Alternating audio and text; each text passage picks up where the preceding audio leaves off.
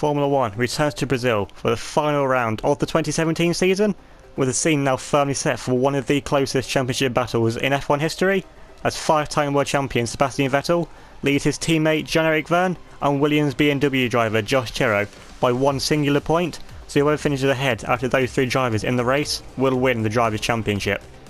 Most of the teams are out doing extensive running in FP1 and FP2, as qualifying and most of the race is also expected to be run in intermediate conditions, while the teams wanted to gather as much data as they possibly could. Meanwhile, at the other end of the F1 ladder, Peter Sauber comes to this race admitting that his team are completely run out of funds, and unless a buyer is found urgently, Sauber will not be on the grid for next season. McLaren Honda are in high spirits despite their dreadful season, as they've seen early on that this track and in the intermediate conditions suits their chassis and aerodynamics, and both Jordan and Rio Haryanto can easily make up for their power disadvantage. Come FP3, the sun was shining and the track had completely dried, and it was both the Ferrari setting the pace, 3 tenths ahead of Robert Kubica in the Williams in third. However, Josh Chero retired from the session early on with MG UK failure. Toyota, also another team in high spirits in this final race of the season. After almost securing their pace in 5th in the Constructors' Championship, they want a good final outing to show their message of intent for championship contention in 2018. Robert Kubica would make the most of the intermediate conditions to take pole position, beating out teammate Josh Chero by 0.02 of a second. Jean-Eric Vergne starts from 3rd as the leader of the Ferraris, and he's joined on the 2nd row by Pascal Wehrlein in the lead of the Mercedes. Fernando Alonso couldn't start the final race of the season from pole position, having to settle for 5th best in Q3, with Max Verstappen starting as the leader of Red Bull in 6th. Sebastian Vettel might come into this race leading the championship, but starting all the way down in 7th, he's going to need a miracle in the race, which should cause an upset, and he's joined on row 4 by Lewis Hamilton. Hamilton's teammate Kamui Kobayashi starts from 9th, with Danica Kvyat only managing 10th place in Q3. Rio Haryanto would just miss out on a place in Q3, starting from 11th, and he's joined on row 6 by Lance Stroll as the leader of the Hasses. Nico Hülkenberg starts lead of the Renaults from 13th, joined by Mick Schumacher in the 2nd of the Haas BMWs. Both Toro Rossos would set the exact same lap time, however as Pierre Gasly set his first, the Frenchman gets through into Q2, knocking Carlos Sainz out in Q1. Carmen Jorda could only manage 17th on the grid, but she takes some solace in beating the Renault of Daniel Ricciardo. For the final time this season, and possibly the final time in Formula 1, Thomas Ron starts on 19th, with Antonio Giovinazzi lining up on the back of the row of the grid. Hey guys, Taro here.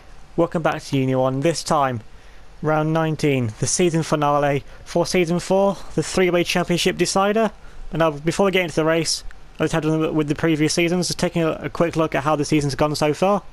You can see on the pole positions, Fernando Alonso in that Mercedes was pretty much the dominant force of the season over one lap, and he got a few from Sebastian Vettel taking 3 in a row at Spain, Monaco and Canada. Vergne only surprisingly getting 1 pole position throughout the season. Actually 2, we've seen the other one further down at Japan. You got Kubica getting 1 at USA, and Marcel was with 2 as well. And then on the winners, you see Jean-Eric Vergne and the Ferrari really dominating the first half of the season, winning the first 6 races, with Pascal Wehrlein taking his debut victory and only victory in Formula 1 so far at Canada. And then Vettel and Alonso going strong. Once again, Jean-Eric Vergne winning the next 2 races at Britain and Hungary. Then Mick Schumacher taking that wonder win at Belgium for Haas. Then Alonso the pretty much controlled victory at Italy. Then Kubica taking his first victory since 2008 at Singapore. And then it's been me and Vettel winning the 4 races next, so leading up to this final race, only 1 race left to go in the championship. And now looking at the points leaders, you see Vergne led the championship for every single race up until the last race in Mexico, but that was a nightmare race for the Frenchman, and then Ferrari have led the Constructors' Championship all season, and then finally sealed the deal on the championship back at USA.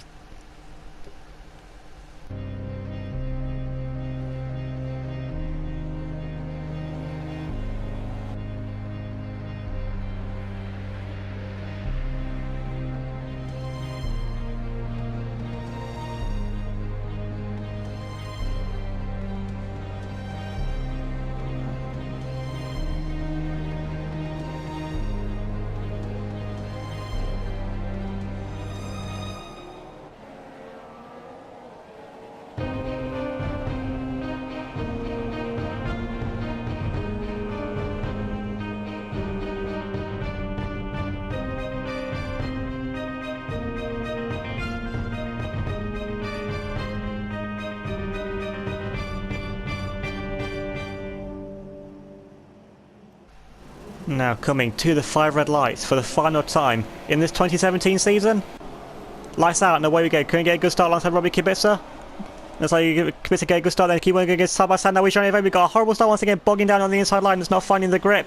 Now Johnny Evans gets through into P2, and that's crucial now. We need to try and get past Johnny Evans as quickly as possible. Now goes side by side now with the two Mercedes. Alonso trying to go around the outside of Pascal Wehrlein. Wehrlein on the racing line. Alonso trying to hold it around the outside, and it gets forced onto the cone there by Pascal Wehrlein. So Wehrlein being very aggressive with his two-time world champion teammate in his final race this season. Imagine Wehrlein's got a point to prove in the battle for 4th place in the Drivers' Championship. Now coming now through the end of the first set, it's going to be side by side with one of the Renaults and one of the Ferraris behind, and that's like Daniel just keeps in front of Sebastian Vettel for the time being. And now looking now back onto us now, still in P3, it's like Johnny Evans actually pulling away from us slightly, and Robbie Kubica up in the lead. And of course, Williams should surely be using team orders in this race, and Kubica is not going to be allowed to beat us if it's crucial in the race. And now coming through the second sector, because this is where we've always had good pace through the second sector ever since we began in Formula 1 back in 2014. We've always had some amazing pace through the second sector of the lap. We know that Ferrari does have a really good chassis and aerodynamics, and the Williams is good in the straight line, but it seems to be good in the wet conditions as well, as it's proved through the second half of the season. But coming now to the end of the second sector, now we can try and put now, this is where the Williams comes to our advantage. We can try and put the power down now, and the second sector where we get a horrible run though. Now actually loses even more time too, Johnny Evans of that and getting in slipstream on the back. Well, team of Robbie Kubica, of course, no DRS in the wet conditions, so it's going to be pure slipstream.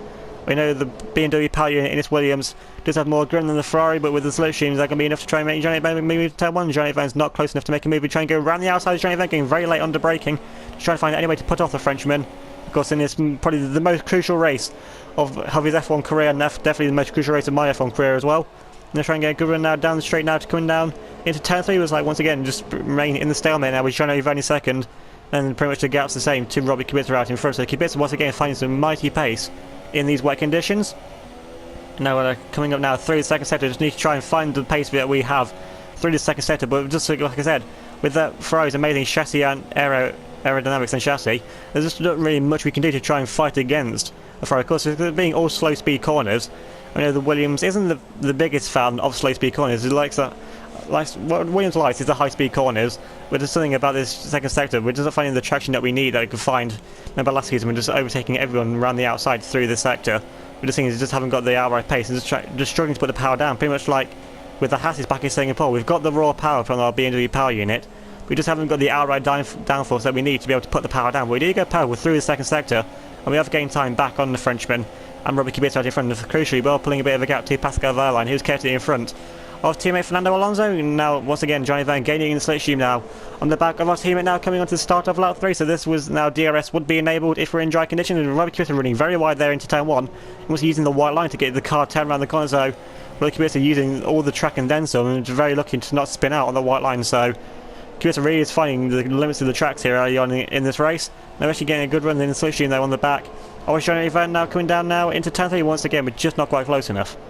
Now cutting a bit further on, Johnny Evans now all over the back of our teammate Robbie Kubica. Now coming down to turn 1, Kubica goes defensive to the inside line. Johnny Evans trying to run his contact. Van almost gets shoved off the track by Robbie Kubica. Kubica being very forceful in this final race of the season. Man, he's got a point to prove as well, wanting to keep his seat at Williams for next season. Now Van trying to hold it around the outside now off the racing line. He keeps side by side still with our teammate Robbie Kubica. Going to be so mid drag race now down into turn 3. Van try a miracle here, try and hold it around the outside line. Can Van go late on the brake, try and hold it around the outside of Robbie Kubica? Going to be side by side still. Van gets forced out wide, then gets for hot leg. Then make a move up the inside of Johnny Evans. Van there with a costly got flustered there on the outside line. Just couldn't hold it on the outside under braking.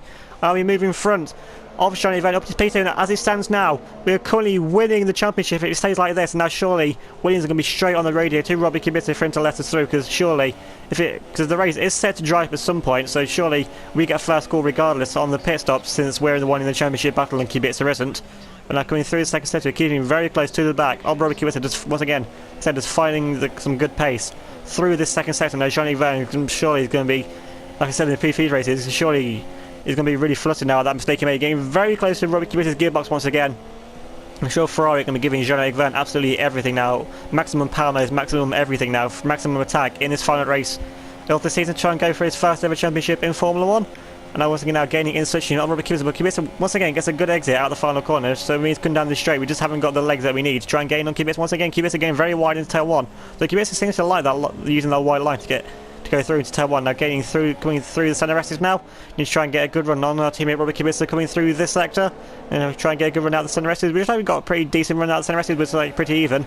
Then we got a bit of a gap behind Johnny Van, so you can't even see the Mercedes behind. So it's pretty much just me, Kubica, and Johnny Van pulling away now out the front of the race early on. Got about a half a second gap to Pascal Wehrlein and the Mercedes behind, I'd say. And we just need to try and pull this gap now. So this battle is going to get more heated the more this race goes on. Cutting a bit further on, taking a bit of a break from the championship battle up front, looking at the two Saubers and what could be their final race of the season. Very much pretty Sauber admitting it's a miracle they actually got here to the final race of the season. Now we've got Giovinazzi trying to go around the outside of Thomas running into turn 1, going to keep it side by side. Of course, this could be the Sauber's final race and possibly the final race of these two being teammates. Giovinazzi gets a pull on there through turn 1, gets forced out wide by Thomas Ron. Now Giovinazzi does look to have some good pace in the early stage of the race. Of course, no DRS was still in intermediate conditions, so it's going to take a few laps, which Giovinazzi might try and catch up once again to his teammate Thomas Ron and try and put a move on the Frenchman, albeit only for 19th place in the race. Now moving quite a bit further now, all the way onto lap 12. Literally, just been in this stalemate situation behind Robbie Kubica, but just got enough grunt in our BMW power unit to keep in front of Jean-Eric Van. Now the tyres are starting to go off now because it's lap 12, and the tyres, albeit in the wet condition, are getting a bit of a slide though, so the tyres aren't going to go that much longer, and it's not going to be long now until you need to make a stop for a set. A new set of the intermediate tyres, and see we're losing quite a bit of time to Robbie Kubica, and that's finding the pace that we need. Actually going to dive in now, make the call to the team, we're going to pit now at the end of this lap. And then Robbie Kubica, of course, having to stay out for the extra lap. And that's actually Jean-Eric Van staying out for another lap as well, so Van possibly trying the overcut on us. So got one of the Mercedes coming behind us. I think this might be Pascal Wehrlein, since Wehrlein was the lead of the Mercedes.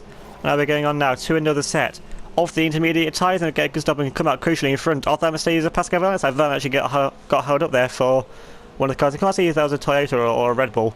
But either way, they got held up by some car coming into the pit lane, so that gives us a crucial bit of breathing space in front of the Germans. Got one of the Ferraris, so Vettel's coming as well. So what's Ferrari? So Vettel wanted to come in this lap, Van wanted to try the overcut once again. So Van seems to like those overcut strategies in the final few races of the season. But crucially, we're going to come out in front of this Toro Rosso. Indeed, we are going to come out in front here of the Toro Rosso of Pierre Gasly. That's crucial because you know how much slower that Toro Rosso is in general in the wet conditions, albeit the wet conditions are a pace nullifier.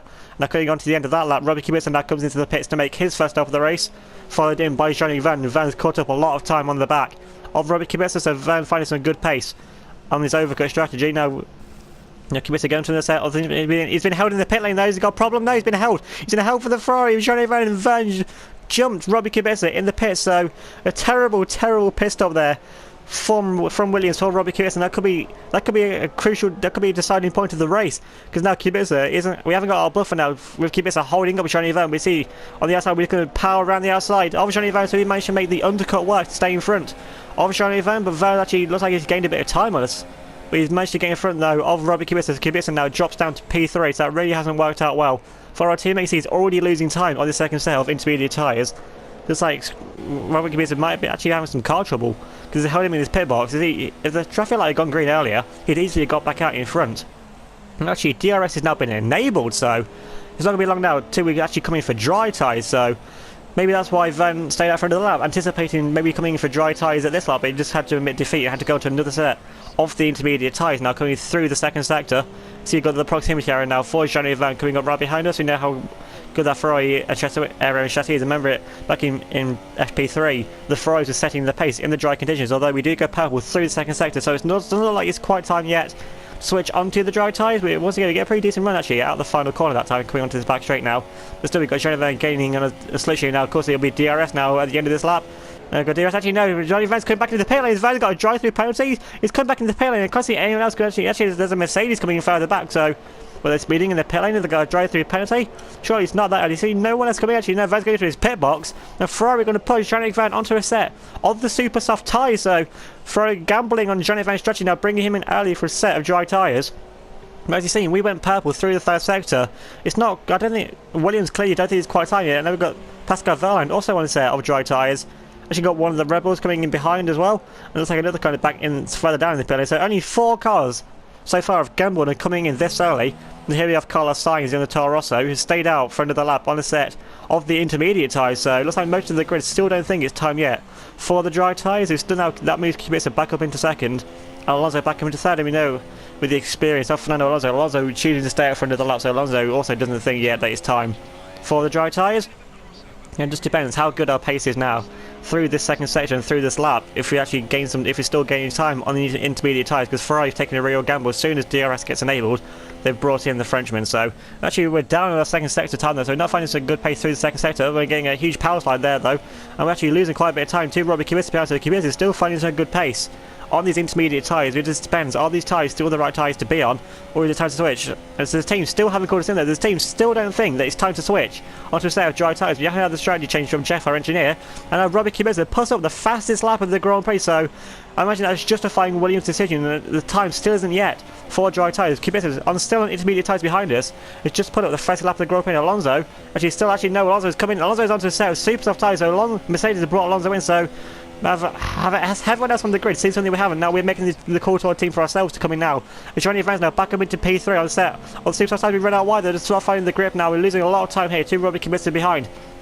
So we had to make the call ourselves. We're making a call once again to pit this up. So have Williams made a critical mistake? Have Williams ruined our race by not bringing us in? Everyone else has come into the pits except me and Robbie Kubica. So surely Williams are doing the absolute gamble here of the absolute century. I mean, Ferrari took it one way, bringing Johnny Vern in early. Now Williams are going the other way, bringing us, me and Robbie Kubica, leaving us out on the set of intermediate tyres. And now you can see we really are struggling now. The proximity arrow looming ever larger to Robbie Kubica behind. Of course, Williams aren't going to pit Robbie Kubica first, because since we're winning, as it stands, we're still winning the championship because we're in the lead of the race. But we've still got to pit, and the question is, how much time have we lost to Jean-Eric Verne in that 2-lap undercut? Once again, confirming to the pit crew that we are boxing at the end of this lap, regardless of whether they want us to or not.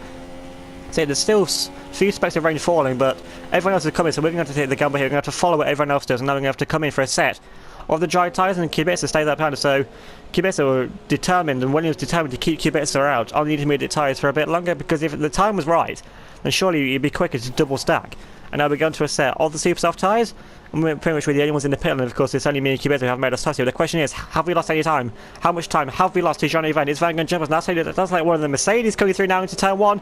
I know that Verne was in front of the Mercedes, so it's like that hasn't worked out whatsoever. It's like we're going to lose time to one of the Mercedes now. Actually, there's a Ferrari coming out behind us. So is that Jean-Eric Verne, or is that Sebastian Vettel in the second of Ferrari? That's Sebastian Vettel in the Ferrari. Now Vettel getting a good run on the super soft tyres. Actually go defensive to the inside line from the 5-time world champion, and Vettel trying to hold it round their outside now into turn 3 and get up the inside just.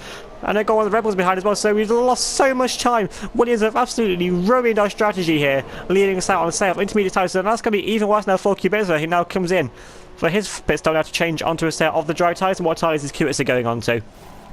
Can't quite see from this angle, but I think yes, it is indeed a set of the super soft tyres. But someone in the Williams strategy department is getting fired at the end of this race. They've absolutely ruined mine and Kubica's race. They should have brought us in the lap after the Ferrari came in, because we've got the data to see. They've got the data to easily to see is showing them going fastest. I mean, yeah, Kubica did take the fastest lap, but that was one lap. The time's changed after one lap. Now you got a side by side actually behind two, one of the Mercedes and one of the Red Bulls up in front. It's like Alonso getting up the inside of Max Verstappen into turn 1. Kubica's now dropped down possibly to 8th, 9th. I still think Kubica's in the top 10, but from the lead of the race to pretty much just inside the top 10 a few laps later, that pretty much just proves how bad the Williams strategy was to leave us out. And now all the way now to lap 21. We're now catching up to Pascal Wehrlein. Was this one of the back markers? I can't see which car this is in front. Actually, I think this might be one of the back markers. I think this actually might be one of the Saubers, and we got Pascal Wehrlein just up the road in front. Now coming through the second sector, this Sauber really is not getting out of the way. Now this is just giving Sebastian Vettel time behind us to catch up to us now.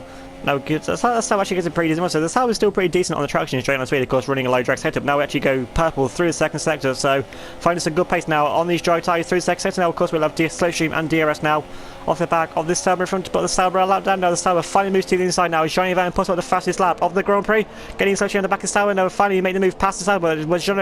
But Sebastian Vettel makes the move past the Sauber as well. Now Sebastian Vettel is right up our gearbox now through turn 1, but he doesn't try and move up the inside. We're already pulling away from the Sauber, so that Sauber proving to be an absolute roadblock. But through the second sector, there's not really any way to get out of the way.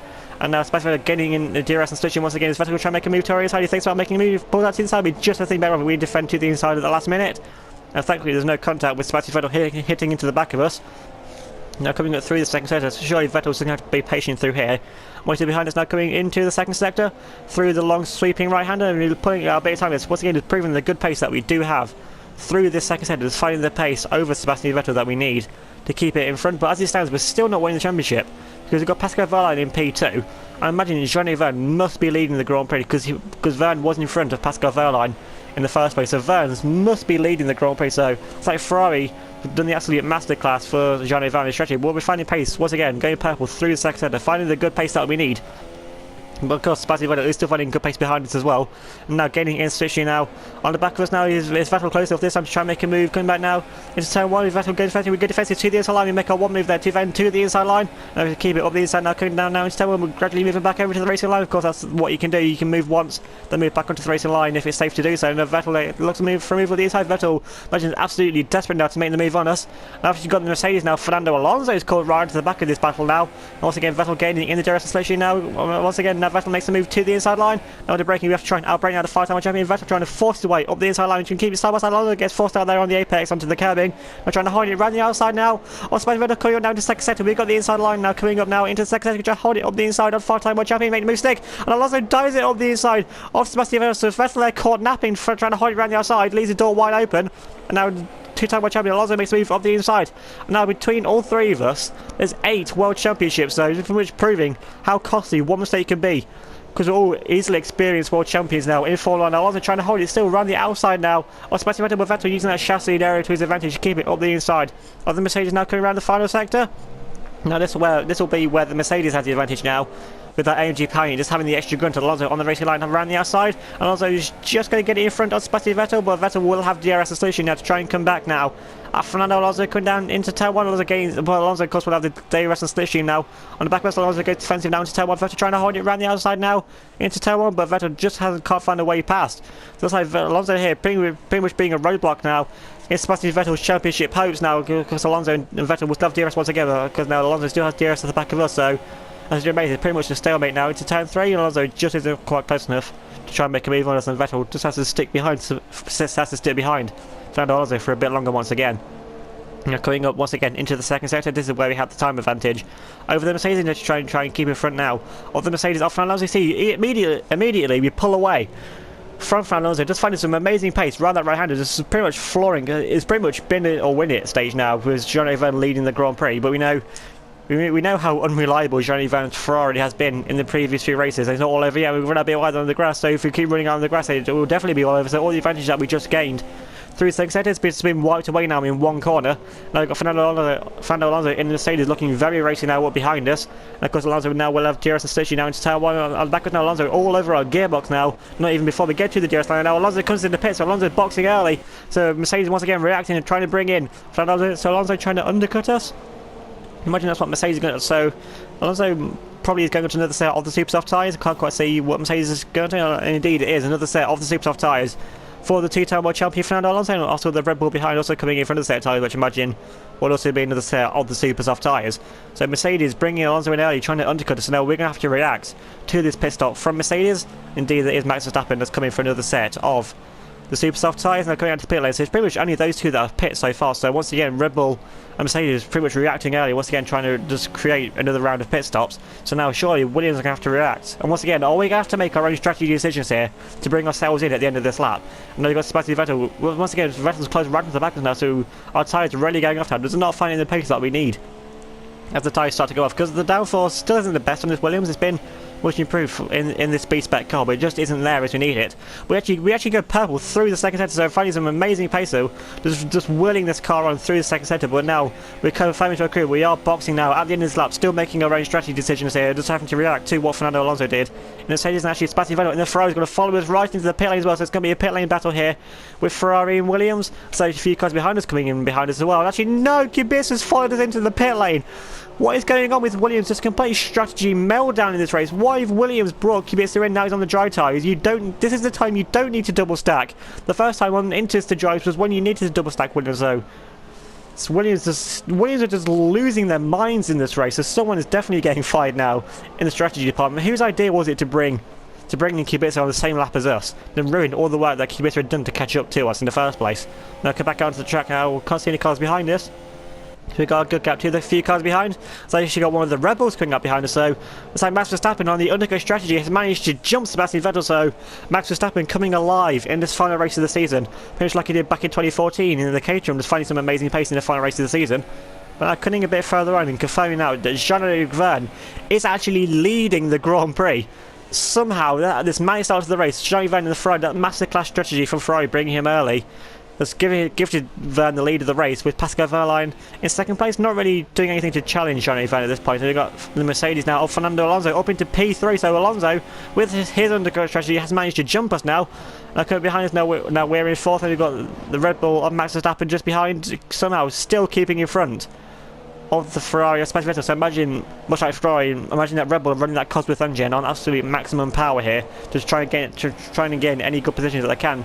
Now Vettel just had DRS on the back of Verstappen, but see, in a straight line, Verstappen still keeping the gap to Sebastian Vettel. So no, Vettel not gaining anything in a straight line. Then we have the second of the Red Bulls, Verstappen's teammate Daniel Kvyat just behind, and then we have Robbie Kubica, after being double stacked behind us in the pit lane, has once again dropped behind the Red Bull. So a lot of work for Kubica to do in this race. Then we had the lead of the Toyotas, which I think is Lewis Hamilton, although the cars do look so similar. Now I think this is teammate Kobayashi, so it's still the two Toyotas either way around.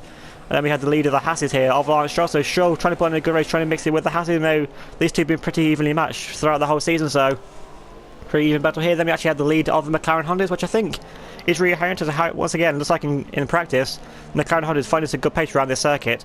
And Harriet ahead of the lead Renault of Nico Hülkenberg, and the second of the Hasses of Mick Schumacher. Then we had the second of the McLarens of Carlos Jordan, so Jordan finding us a good pace in this race as well, ahead of the Toro Rosso of Carlos Sainz, and then the second of the Toro Rosso of Pierre Gasly. So the Toro Rosso's pace really is just dropping off now as it comes to the end of the season, but both the Toro Rossos are still ahead of the Renault of Daniel Ricciardo. Then we have the lead of the Sauber, which is still Thomas Aron, so Giovinazzi still hasn't managed to catch up yet, and now Giovinazzi actually on set medium size, quite some way behind, so Giovinazzi trying not to pit before the end of this race. And now Giovinazzi is going to go a lap down now to our teammate Robbie Kubica, so pretty much contrasting fortunes here for Giovinazzi and Robbie Kubica. Now moving all the way now to lap 30, only 5.5 of these laps left to go in this race. We're still catching up to Fernando Alonso in front of us, so now we've got Max Verstappen looking very racy up behind us though. Of course, pretty much like that Ferrari, the Red Bull just has amazing chassis aerodynamics. Of course, with that aging newly designed RB13, pretty much anything this aging newly designed is going to have a good chassis and be good through the corners. But now we've got Max Verstappen gaining in the switching DRS behind us now to BMW power now versus Cosworth power. Now Verstappen gaining in the switching, now we go defensive to the inside line, trying to force Verstappen to go around the outside now into turn 1. And Verstappen's actually got pretty much Verstappen in front of us now going down to turn 1, trying to hold it around the outside, then turns to the inside, now Verstappen trying to hold it around the outside line. And Verstappen actually makes the move up the inside line, but he gets the poor exit though.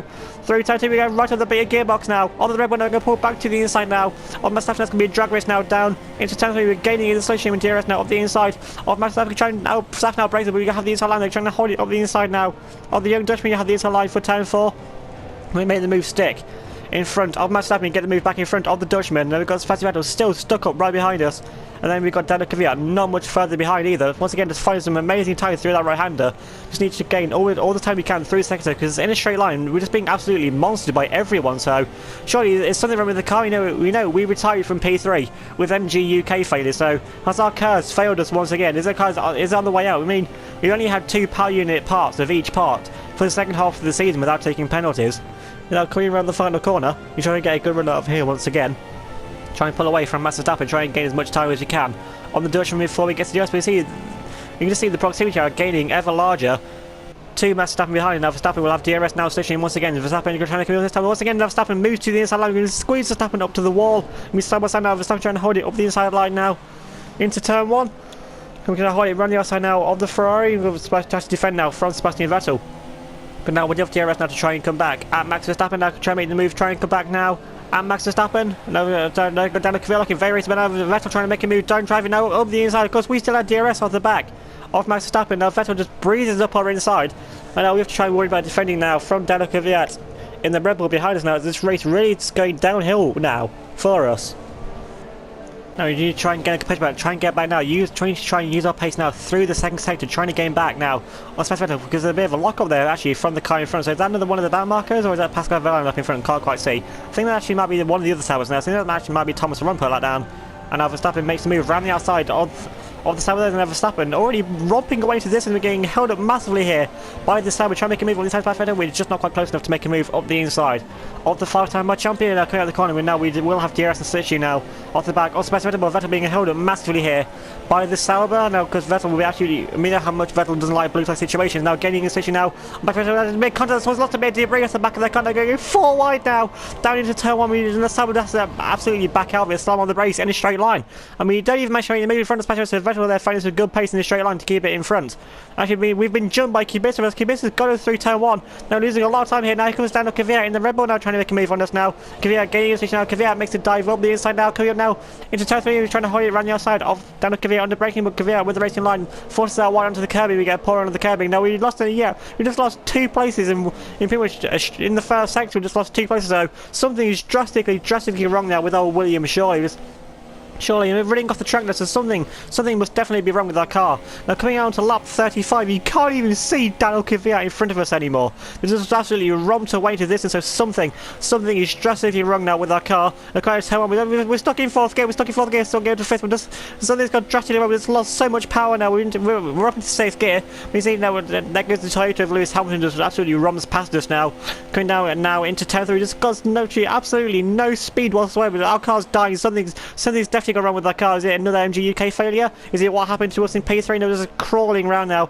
It's just pretty much just flashbacks now to remember back to season finales back in Abu Dhabi in 2014 when our Marussia died towards the final lap of the race. Now we're running the outside. I don't even think we're going to finish. They're not even going to finish the final race here of the season.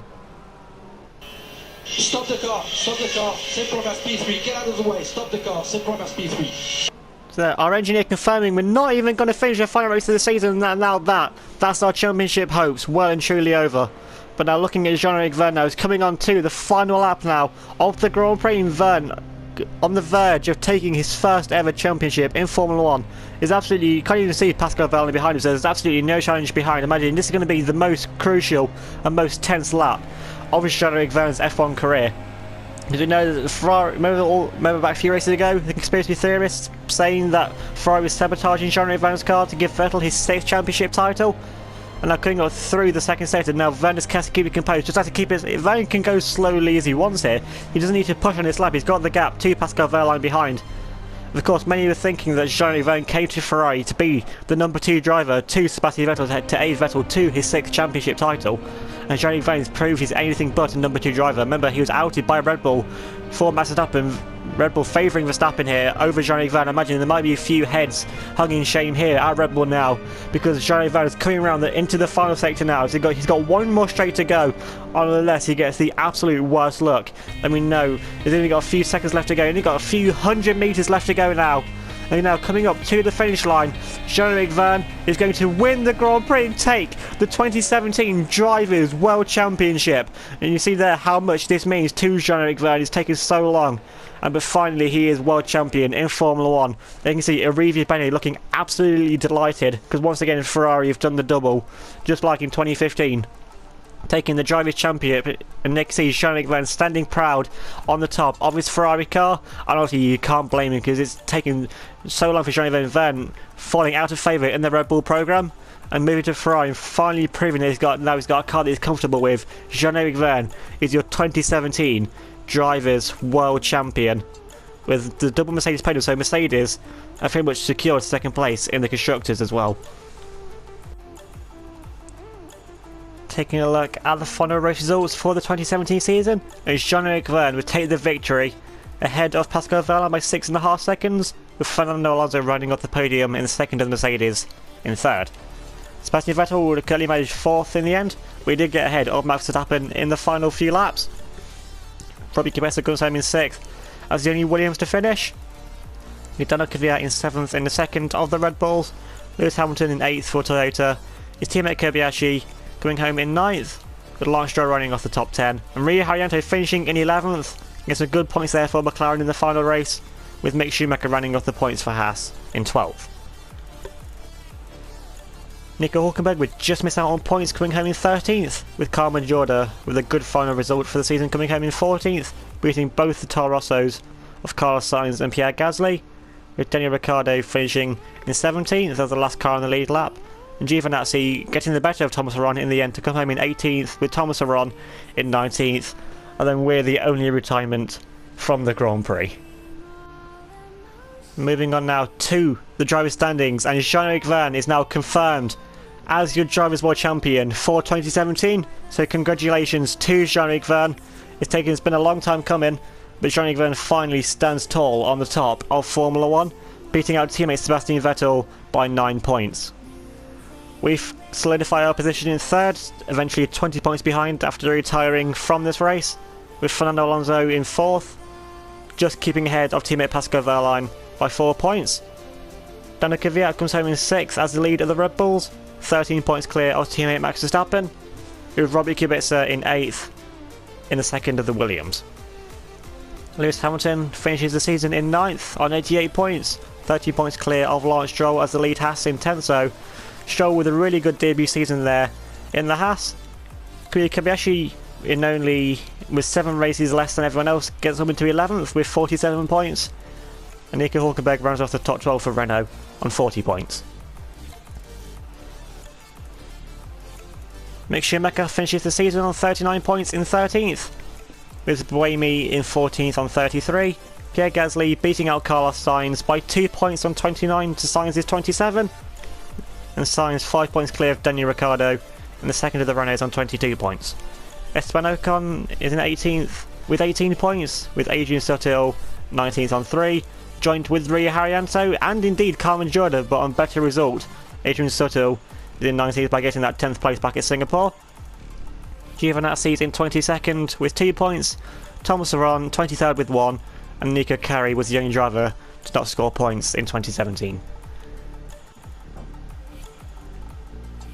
Moving on to the constructor standings, and Ferrari finished the season 87 points clear of Mercedes, who hold on to second place in the Constructor Championship, with Williams in third, quite some way ahead of Red Bull, 70 points clear of Red Bull, who have a pretty decent debut season with Cosworth engines, in fourth. Toyota hold on to fifth place in the Constructors with 153 points, 11 points clear of Haas, they have to settle for sixth on 142. Renault hold on to 7th with 62 points, 4 points clear of Toro Rosso, who are in 8th on 58.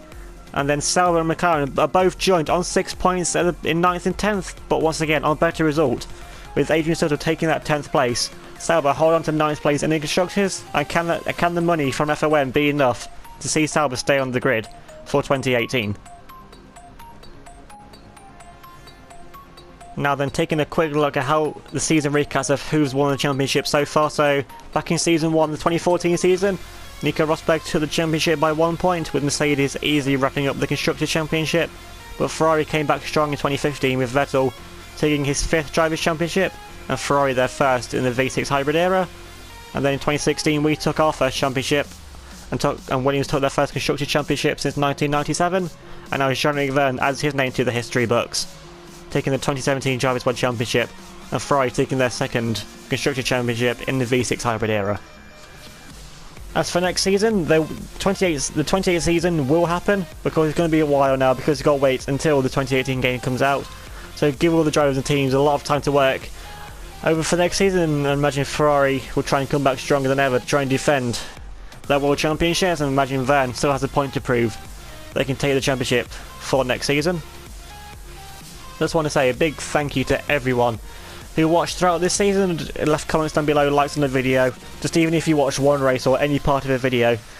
Just thank you for watching this season, and you're the reason why this season continues. I mean, this is my favourite season, my favourite videos to record and edit on the channel, and UniONE career is sticking around for a long time to come.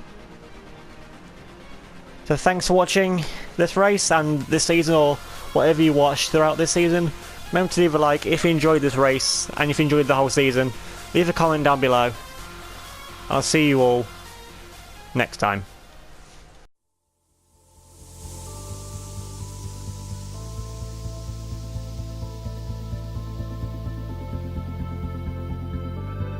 Don't look back, we're here to stay.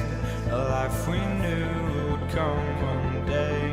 And this is it, the borderline to where the future leaves us behind. The fire will burn and never die, looking through the And so just find me, just find me. Sparks will fly if we scream no. This is not how we're gonna go. We are the ones who will never let go. Just watch us run to where no one knows. We'll never grow.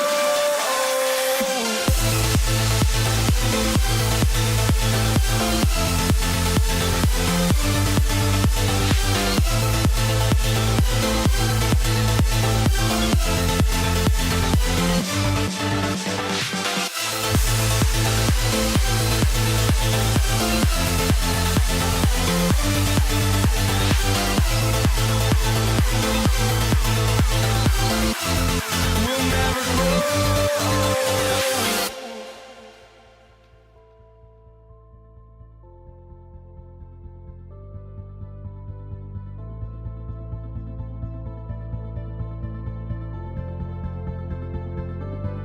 Don't look back, we're here to stay. A life we knew would come one day. And this is it, the borderline to where the future leaves us behind. The fire